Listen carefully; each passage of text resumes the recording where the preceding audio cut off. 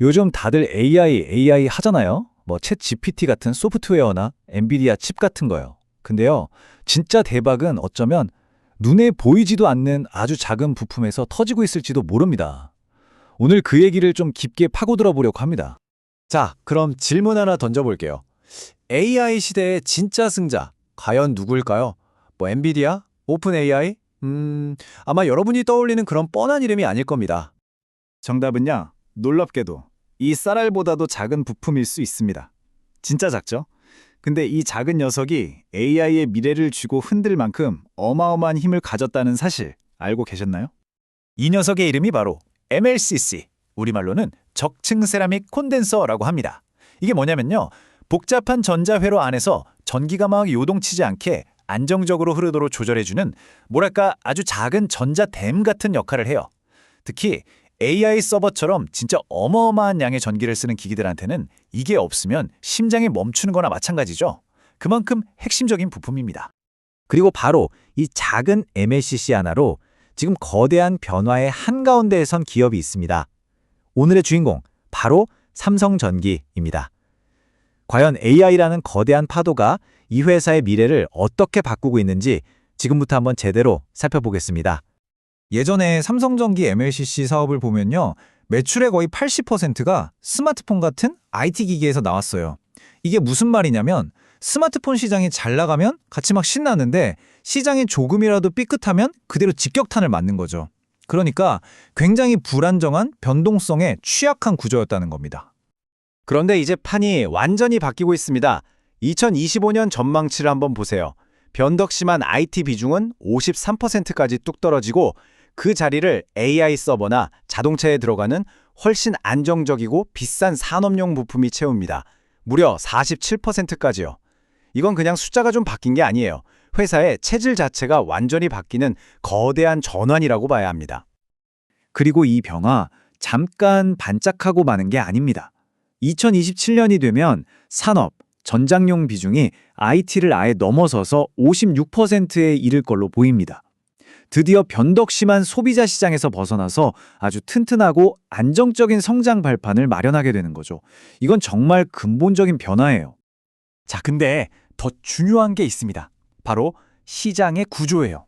이 AI 서버용 MLCC 시장은요, 삼성전기랑 일본의 무라타, 이 두 회사가 거의 90%를 꽉 잡고 있는 과점 시장입니다. 거의 뭐 둘이서 다 해먹는 거죠. 이게 뭘 의미하겠어요? 바로 가격 결정권을 쥐게 된다는 겁니다. 사고 싶은 사람이 줄을 섰는데 파는 사람은 딱 둘뿐이니까 공급자가 갑이 되는 거죠. 아주 강력한 힘입니다. 이 시장이 얼마나 뜨겁냐 이걸 보려면 경쟁사 얘기를 들어보면 확실합니다. 라이벌인 일본 무라타가 얼마 전에 AI 서버용 MLCC 시장 성장률 전망을 발표했는데 시장이 아주 깜짝 놀랐습니다. 기존 전망치를 어마어마하게 높여 잡았거든요. 원래 무라타가 예상했던 연평균 성장률이 18%였어요. 사실 이것만 해도 엄청나게 높은 수치거든요. 그런데 이번에 새로 내놓은 전망치가 무려 30%입니다. 30%. 이건 그냥 시장이 좀 좋아진다는 수준이 아니라 그야말로 폭발하고 있다는 가장 확실한 증거죠. 이런 속도라면요, 2030년쯤에는 AI 서버용 MLCC 시장 규모가 최대 4조 원까지 커질 수 있다는 계산이 나옵니다. 정말 대단하지 않나요? 그 쌀알만한 부품 하나가 이렇게 조 단위의 거대한 시장을 만들어내고 있는 겁니다. 그러니까 이제 시장에서도 삼성전기 다시 봐야겠는데 하는 목소리가 나오는 겁니다. 이럴 때 쓰는 지표가 PB 비율, 즉 주가 순자산 비율이라는 건데요. 좀 어렵죠? 쉽게 말해서 이 회사가 가진 재산에 비해 주가가 얼마나 제대로 평가받고 있나? 이걸 보는 거예요. 지금까지는 맨날 출렁이는 IT 부품주로 평가받았다면 이제는 안정적으로 성장하는 AI 핵심 부품주로 그 가치를 완전히 새롭게 평가해야 한다는 거죠. 한마디로 레벨이 달라졌다는 겁니다. 자, 그럼 삼성전기 얘기는 이쯤 하고 이번엔 다른 회사로 한번 시선을 돌려볼까요? 바로 LG 이노텍입니다. 우리가 아이폰 카메라 부품 회사로 잘 알고 있는 곳이죠. 이 회사는 삼성전기랑은 또 완전히 다른 고민과 기회를 마주하고 있습니다. 요즘 시장에 이런 걱정거리가 하나 있었어요. 뭐냐면 메모리 반도체 가격이 막 오르고 있잖아요. 이러면 아이폰에 들어가는 부품을 만드는 LG 이노텍도 원가 부담이 커져서 실적이 나빠지는 거 아니냐 이런 우려였죠. 결론부터 말씀드리면 그건 크게 걱정 안 하셔도 될 것 같습니다. 왜냐하면요. 첫째, 최종 보스인 애플은 그 정도 원가 부담은 그냥 아이폰 가격에 살짝 녹여낼 수 있는 엄청난 힘을 가지고 있죠. 그리고 둘째, 실제로 과거 20년치 데이터를 싹 다 뒤져봐도요. 메모리 가격이랑 애플 이익률은 아무 상관관계가 없었어요. 오히려 요즘엔 카메라 부품 쪽 경쟁이 좀 잠잠해지고 가변 조리개 같은 신기술이 들어가면서 부품 단가가 더 올라갈 가능성도 있습니다. 그러니까 걱정보다는 기대가 더 큰 상황인 거죠. 자, AI가 몰고 온 이 바람이 MLCC에만 부는 건 아닙니다. 또 다른 곳에도 아주 따뜻한 훈풍이 불고 있는데요.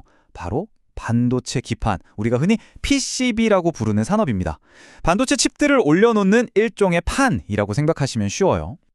근데 여기서 좀 재미있는 점이 있어요. 이 PCB 회사들이 내놓는 공식 전망은 한 자릿수 후반 정도 이익을 낼 것 같아요. 이렇게 좀 몸을 사리는 분위기거든요. 근데 실제 시장 분위기는 전혀 다릅니다. 생각보다 수요가 훨씬 빨리 회복되고 있고 슬슬 가격을 올려도 되겠다는 자신감까지 붙고 있는 상황이에요.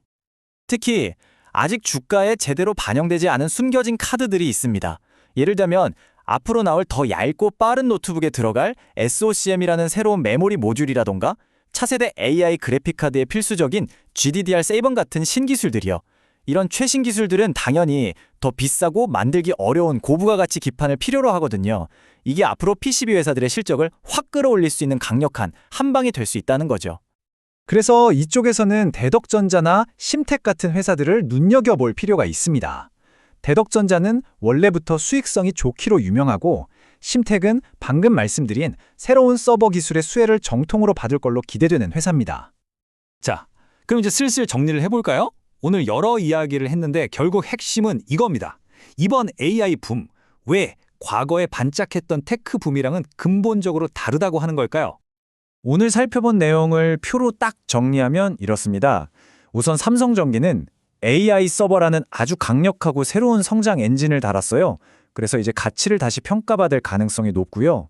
LG 이노텍은 몇 가지 걱정이 있긴 했지만 알고 보니 꽤 안정적입니다. 그리고 메모리 기판 PCB 회사들은요. 겉으로 내놓는 전망은 좀 조심스럽지만 속으로는 엄청난 상승 잠재력을 품고 있다는 걸 알 수 있었죠. 그러니까 가장 중요한 결론은 이거예요. 이제 한국의 부품 산업이 과거처럼 경기에 따라 좋았다 나빴다 하는 시황 산업에서 벗어나고 있다는 겁니다. AI가 만들어내는 꾸준하고 예측 가능한 구조적 성장 산업으로 체질이 바뀌고 있다는 것. 이것이야말로 이번에 진짜 다르다고 말할 수 있는 가장 큰 이유입니다. 마지막으로 이 질문을 한번 던져보면서 마무리하고 싶습니다. 어쩌면 우리는 과거의 숱한 붐과 버블과는 그 결이 완전히 다른 길고 거대한 구조적 성장 시대에 바로 그 출발점에 서 있는 건 아닐까요? 여러분은 어떻게 생각하시나요?